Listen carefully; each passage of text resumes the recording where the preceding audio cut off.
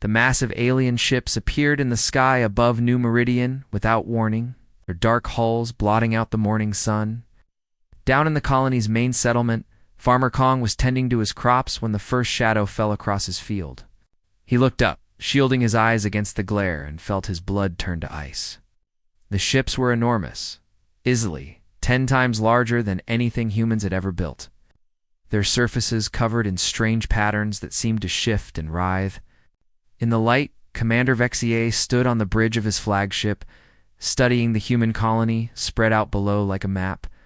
His scaled fingers traced across the tactical display, counting the structures, the population centers, the pathetically weak defenses. 50,000 humans lived down there, going about their simple lives, completely unaware that their world was about to change forever. The commander's mouth twisted into what might have been a smile on his reptilian face. This would be easy money in the colony's control center.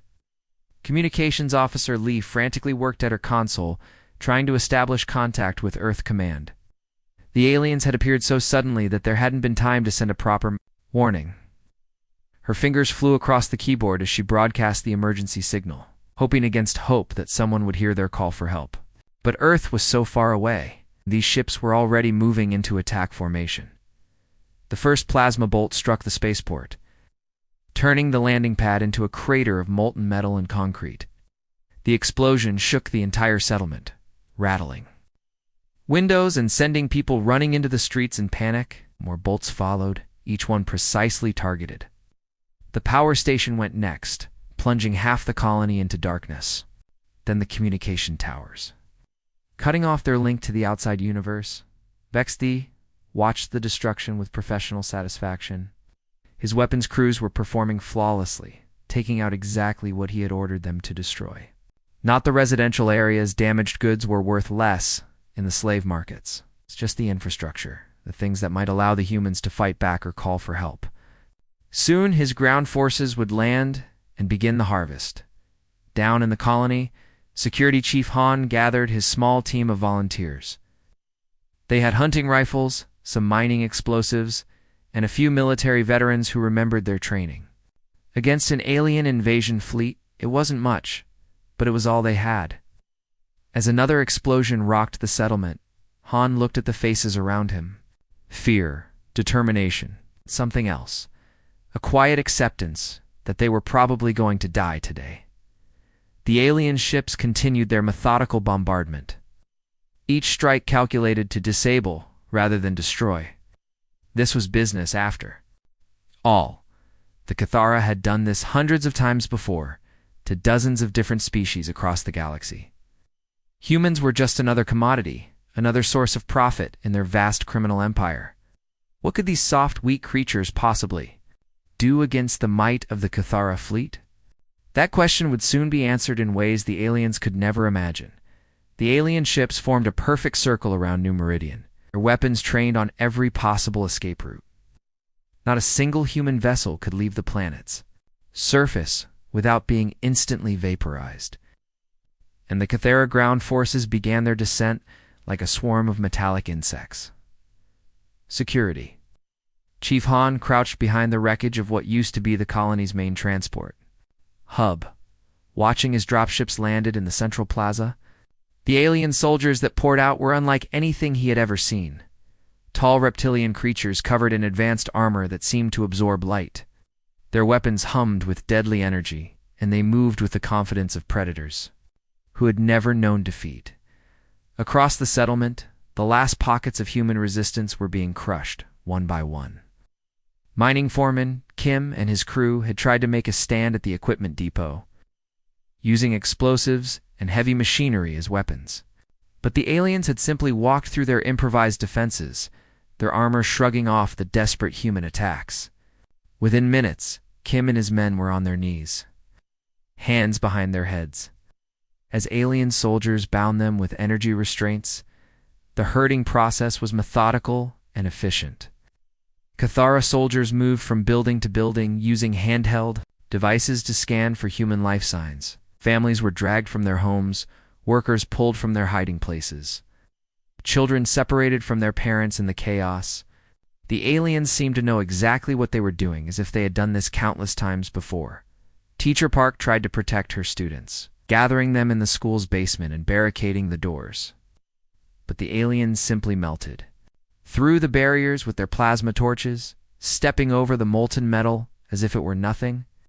The children screamed as the reptilian soldiers entered, their eyes glowing with a cold intelligence that promised no mercy. In the town square, a massive containment field had been erected, a shimmering barrier of energy that crackled with deadly voltage. Hundreds of colonists were being pushed inside, their faces pale with terror and confusion. The aliens worked with brutal efficiency, sorting the humans by age and physical condition. The strong and healthy were marked with glowing tags, while the old and sick were simply pushed to one side. Commander Vexi observed the operation from his command ship, his scaled fingers drumming against his chair. The humans were proving even weaker than he had anticipated. Their primitive weapons couldn't even scratch Cathara armor, and their military training was laughably inadequate. Already his cargo manifests were being updated with the estimated value of each captive. Han watched from his hiding spot as his neighbor, Mechanic Song, was dragged past by 2 alien soldiers. The man's tools were scattered across the ground, his workshop destroyed. Song had always been proud of his ability to fix anything, but now he was just another piece of merchandise in the aliens' collection. The resistance was over. The colony had fallen in less than 6 hours, and now the real nightmare would begin. The Cathara had what they came for, a fresh supply of human slaves. For the markets of the outer spiral, 3 levels below the surface, where the Cathara sensors couldn't penetrate. Administrator Na moved through corridors that didn't appear on any public colony maps. Her footsteps echoed in the reinforced tunnels as she made her way to a vault that officially didn't exist. Aliens above thought they had captured a simple farming settlement, but they had no idea what New Meridian really was. Na's hands trembled slightly as she placed her palm on the biometric scanner. The heavy doors slid open with a soft hiss, revealing a command center that looked nothing like the rustic colony buildings above. Banks of sophisticated equipment lined the walls, their displays flickering with data streams from across the galaxy. This was the real heart of New Meridian, hidden beneath tons of rock and carefully disguised as a mining operation. For 15 years, Na and her team had maintained their cover perfectly. They had grown real crops, raised actual livestock, and played the part of simple colonists. But all the while, they had been listening. Every alien transmission, every pirate communication, every whisper of movement in the dark spaces between stars had been recorded and analyzed in this secret facility. Communications? Specialist Yoon looked up from her console, her face pale but determined. "The quantum transmitter is ready," she reported. "All channels are clear." Round her, the rest of the hidden team worked frantically at their stations. These weren't farmers or miners, they were Earth's elite intelligence operatives hand-picked for this deep cover mission. Na took a deep breath and activated the transmission array. The message would punch through subspace faster than any alien ship could travel, reaching Earth Command in minutes rather than weeks. But more importantly, it would reach other destinations that the Cathara couldn't even imagine. "Package delivered," she spoke into the transmitter. "Activating Protocol 77 Alpha." Above them, the aliens continued their victory celebration, completely unaware that their surprise attack had been expected for months. Every ship in their fleet had been cataloged, every weapon analyzed, every tactical weakness identified. The Cathara thought they were the hunters, but they had just walked into the most carefully planned trap in human history. Intelligence analyst Cho monitored the alien communications, translating their celebration chatter. "They're already planning the slave auction," he reported grimly. "Commander Vexi is bragging about how easy this was." The irony wasn't lost on him. The aliens' arrogance was about to become their downfall. Na watched the confirmation. Signals appear on her screen as the quantum transmission reached its targets. Across the galaxy, sleeper agents were waking up. Black projects were being activated, and protocols that had been dormant for decades were springing to life. The Cathara had made the mistake of attacking not just a human colony, but humanity itself. As the last confirmation signal arrived, Na allowed herself a cold smile. The aliens thought they had one, but the real battle was just beginning. They had taken the bait perfectly, and now the trap was closing around them. In the depths of space, things were already moving that would make the Cathara regret they had ever heard of humanity. The first sign of trouble came on the morning of the third day. Patrol leader Zekmar was conducting his routine sweep of the western sector when his plasma rifle simply stopped working. The weapon had been functioning perfectly just moments before, but now it was completely dead. He tapped the power cell, checked the connections, even gave it a sharp shake, but nothing happened. Around him, his squad members began experiencing similar problems with their equipment. In the containment zones, something strange was happening to the human prisoners. Instead of the broken spirits and desperate faces the Cathara expected to see, they found colonists who seemed almost patient. Farmer Kang sat quietly in his designated area, his hands folded in his lap, occasionally glancing at the sky as if he was waiting for something. When guards approached him, he would nod politely and comply with their orders. But there was something in his eyes that made them uncomfortable. Communications Officer Lee had been separated from her equipment, but she didn't seem distressed about it. She spent her time moving quietly among the other prisoners, whispering conversations that stopped whenever alien guards came near. The Cathara monitoring devices couldn't pick up what she was saying, but whatever it was spreading through the human population like wildfire. Squad leader Jin had been tasked with investigating the mining tunnels after several teams reported strange readings from the underground areas.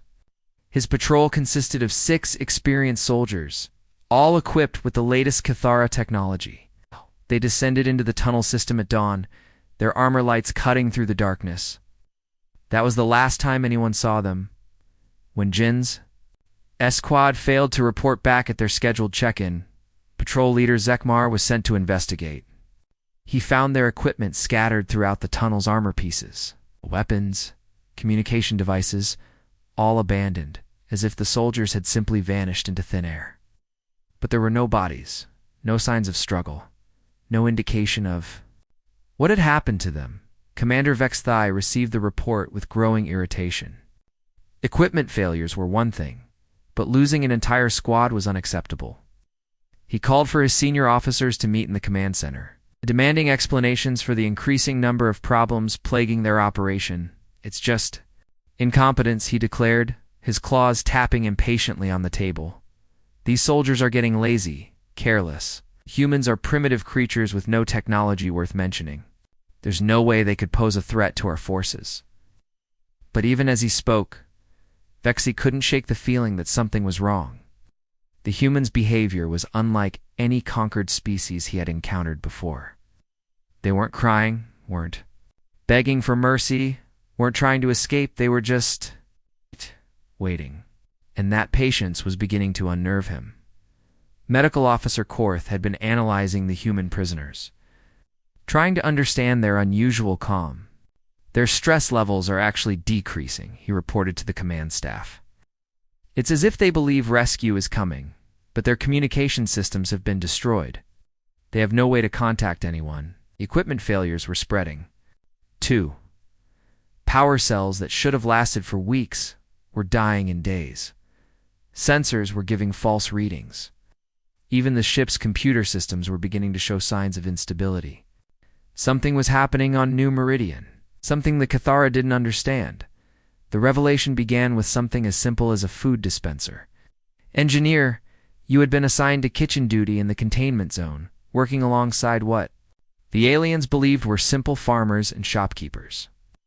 But as she worked, her trained eyes were studying every piece of Cathara technology around her.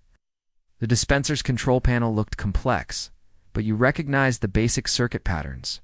After all, she had been analyzing alien technology for the past decade. During the afternoon meal distribution, you casually brushed against the dispenser's access panel. Her fingers, steady from years of precision work, quickly rerouted to key circuits. To any observer, it looked like an accidental bump. Out. But within an hour, the dispenser began overheating, filling the containment area with thick, acrid smoke that forced the guards to evacuate the humans to another location. What the? Cathera didn't know was that the evacuation had been exactly what you wanted. As the prisoners were moved, Mechanic Song deliberately stumbled near a transport vehicle, his hand briefly touching the engine housing. Teacher Park, while helping elderly colonists, managed to disconnect a crucial sensor array. Each action looked like an accident, but together they were systematically crippling the alien operation. The truth was staggering. New Meridian's farmers included some of Earth's most skilled engineers and technicians. Baker Min had spent 15 years designing quantum processors before taking her cover identity. Shop owner Choi was a former military electronics specialist. Even the children weren't what they seemed. Many were the sons and daughters of Earth's top scientists, raised from birth to understand both human and alien technology. As night fell, the sabotage began in earnest. The humans had been patient, learning the patterns of their captors, studying every piece of equipment they could access. They struck with devastating precision. Power conduits that had been subtly weakened during the day suddenly failed. Communication arrays that had been quietly reprogrammed began broadcasting false signals. Transport vehicles broke down in perfect synchronization, stranding alien patrols across the colony. Yu's team had identified the central weakness in Cathera technology, their over-reliance on automated systems. Aliens had built their equipment to be foolproof, but they hadn't counted on the humans' ability to think outside conventional parameters. Where the Cathera saw secure circuits, the humans saw vulnerable pathways. Where the aliens saw redundant systems, the humans saw cascading failure points. The first explosion came from the orbital platform, seemingly minor malfunction. In the docking bay triggered a chain reaction that crippled 3 ships simultaneously. On the ground, alien commanders found themselves cut off from their fleet, their communication systems playing back their own conversations from hours earlier, while their real transmissions vanished into electronic noise. Commander Vexley watched his tactical display dissolve into chaos. Red warning lights flashed across his bridge as system after system reported failures. His ground forces were scattered, isolated, and unable to coordinate their response. The humans they had captured weren't primitives, they were specialists. Each one trained to identify and exploit the weaknesses in alien technology. The horrible truth finally dawned on him. New Meridian wasn't just a colony, it was a research facility. These humans had been studying Cathara technology for years, preparing for exactly this moment. They hadn't captured a farming settlement. They'd walked into a carefully prepared killing ground where every human was a weapon, deep beneath the frozen surface of Europa, in a facility that didn't exist on any official records. The quantum transmission from New Meridian triggered systems that had been dormant for over a decade. Warning lights began flashing in sterile corridors as automated protocols activated. The message was clear. Protocol 77 Alpha was in effect. It was time to wake the dead. Admiral Mi had been clinically dead for 15 years, her body preserved in a cryogenic chamber while nanobots slowly repaired the massive trauma from her last mission. The official records stated she had died in a training accident, but the truth was far more complex. She had volunteered for something that went beyond normal human limits, and the process had killed her. Now, as the revival sequence began, her body was being brought back to life one cell at a time. Her eyes opened to the soft blue glow of the medical bay. But these weren't the same eyes that had closed 15 years ago. They had been enhanced, modified, improved. Her reflexes were faster, her strength greater, her mind sharper than any normal human could achieve. The price had been her official existence. Admiral Mi was dead to the world, which made her perfect for missions that could never be acknowledged around her. Other chambers were opening throughout the facility. Colonel Zheng, who had supposedly been killed in action during the Titan incident, sat up with fluid grace. His body bore scars from wounds that should have been fatal, but Project Lazarus had given him a second chance. Captain Yoon, the pilot, who had vanished during a classified mission beyond Neptune, flexed fingers that could now interface directly with spacecraft systems. These weren't normal soldiers. They were Earth's most elite operatives, volunteers who had undergone experimental procedures that pushed human capabilities to their absolute limits. The official military had no record of them because they had all died in the process of becoming something more than human. But death wasn't permanent anymore, not for those chosen for Project Lazarus. Dr. Co., the project's lead scientist, watched the revival process with satisfaction. "Welcome back," she said to Admiral Me. "Your country needs you again." The Admiral's enhanced memory systems came online, flooding her consciousness with tactical knowledge, strategic analysis, and combat experience from dozens of classified operations. The facility came alive with activity as the revived soldiers began their preparation. Weapons that violated multiple interstellar treaties were removed from storage. Armor that incorporated technology reverse-engineered from a dozen different alien species was distributed.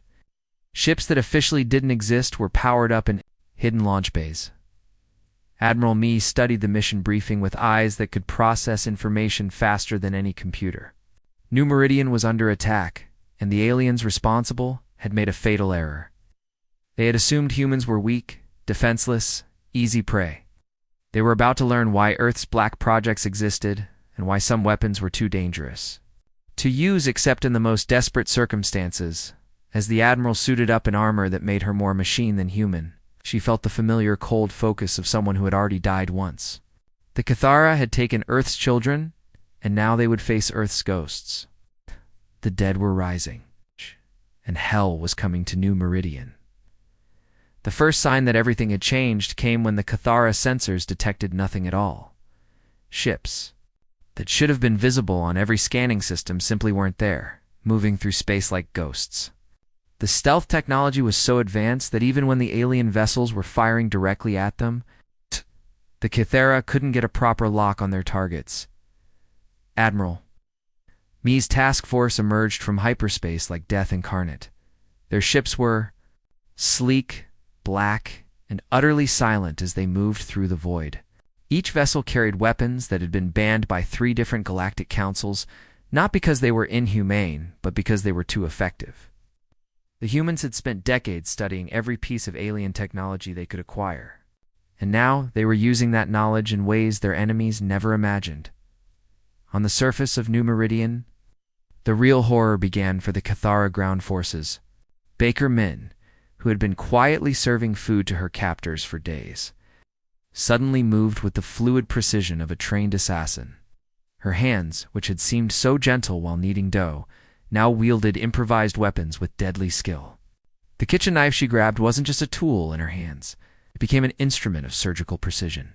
Shop owner Choi had been watching his guards carefully, learning their patrol patterns and identifying their weaknesses.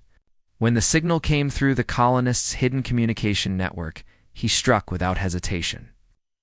The alien soldier never saw the attack coming.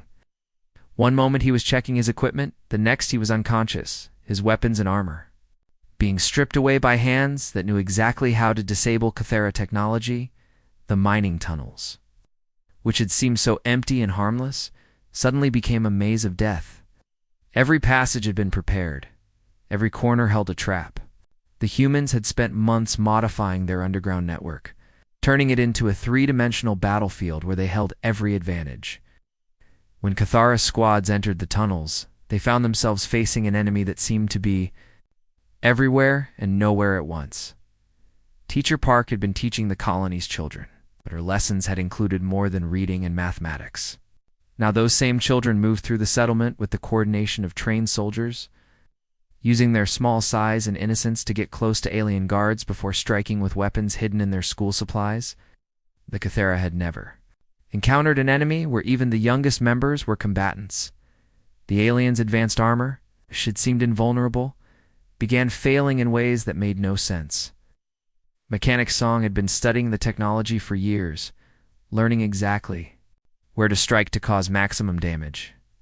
His fellow colonists followed his lead, targeting specific points on the alien equipment that would cause cascading failures.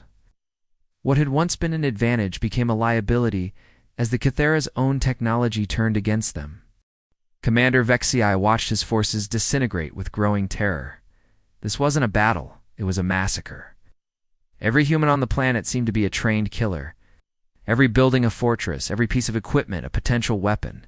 His soldiers were being systematically eliminated by an enemy that fought with a brutality and precision that defied everything he thought he knew about warfare.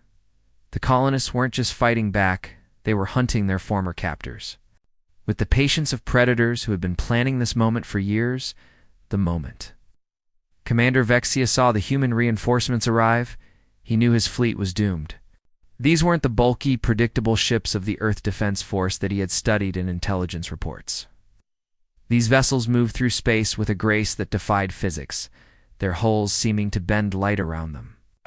They struck, like hunting wolves, peering from nowhere to tear chunks out of his formation before vanishing again into the void. His tactical officer tried desperately to track the human ships, but the sensors kept losing them. "Commander, they're using some kind of adaptive camouflage," he reported, his voice cracking with panic. "Our targeting systems can't maintain a lock." Before Vexithai could respond, another explosion rocked the bridge as one of his escort vessels simply vanished in a ball of superheated plasma. On the surface, the nightmare continued. Every single human colonist seemed to know exactly where his forces would move next. Security Chief Han, who had been hiding in the shadows for days, now led coordinated strikes against Cathara positions with surgical precision. His people moved like they had been fighting this war for years, not ours. They knew every weakness in alien armor, every vulnerability in their weapon systems. The truth was devastating in its simplicity, a distress beacon that had led them. Here hadn't been a cry for help. It had been bait. The agricultural colony, with its seemingly helpless population, hadn't been a target of opportunity. It had been a trap. Every human they had captured was feeding them false information, studying their tactics, learning their weaknesses. The prisoners had been the real intelligence gatherers all along. Engineer, he watched from the shadows as another Cathara patrol walked into an ambush. She had been helping coordinate the defense, using her knowledge of alien technology to turn their own weapons against them. The plasma rifles that had seemed so powerful were now being used by colonists who understood their mechanisms better. Then their original creators, Vexti's flagship, shuddered as another human vessel materialized directly above it. Weapons charging. The commander stared at the tactical display in horror as he realized the scope of his mistake. This wasn't a random pirate raid that had gone wrong. This was a carefully orchestrated operation. The humans had been waiting for someone exactly like him to arrive. "Sir, we're losing hull integrity on multiple decks," his damage control officer reported. "The humans are targeting our support systems, not our weapons. They're trying to disable us, not destroy us." The implication was terrifying. The humans wanted prisoners, wanted to study their technology, wanted to learn from their failures. As emergency lights flickered throughout the bridge, Vexia finally understood what had happened. New Meridian wasn't just a colony, it was a research station. The humans hadn't been farming crops, they had been farming intelligence. Every alien ship that had ever passed through this system had been watched, studied, analyzed. The colonists knew more about Cathara technology than most Cathara engineers. The hull breach came suddenly, explosive decompression tearing through the command center. As Vexi felt his life support failing, his last thought was one of absolute terror. They hadn't attacked a human colony, they had attacked humanity itself, and humanity had been ready for them. The transmission arrived at Kithara High Command like a death sentence. The council chamber fell silent as Admiral Mee's face appeared on the massive viewing screen, her features bearing the scars of someone who had died and been brought back to life. Behind her, the bridge of her flagship was visible, its walls decorated with captured Cathara battle standards. The message was clear before she even spoke. The humans had won completely. "I am Admiral Mee of the Earth Defense Force," she began, her voice carrying the weight of absolute authority. 3 weeks ago, your fleet attacked the human colony of New Meridian. You believed you were capturing slaves for your markets. You were wrong. Her enhanced eyes seemed to look directly at each member of the Kithara High Council, as if she could see through the transmission itself. The council members shifted uncomfortably in their seats. They had sent their best fleet to New Meridian, commanded by their most experienced officer. The complete silence from Commander Vexti's forces had been troubling, but they had assumed it was a communication failure. Now they were learning the horrible truth. "Your commander and his entire fleet are our prisoners," Admiral Mee continued. We have studied your technology, analyzed your tactics, and found them wanting. You came to harvest humans, but instead, you have taught us everything we need to know about your civilization. Behind her, technicians could be seen working at stations that were clearly Cathara in design, human hands operating alien technology with practiced efficiency. The admiral's scarred face showed no emotion as she delivered her warning. You wanted to see what humans do when cornered. Now you know. We don't simply defend ourselves. We hunt those who threaten us, and we never, ever forget.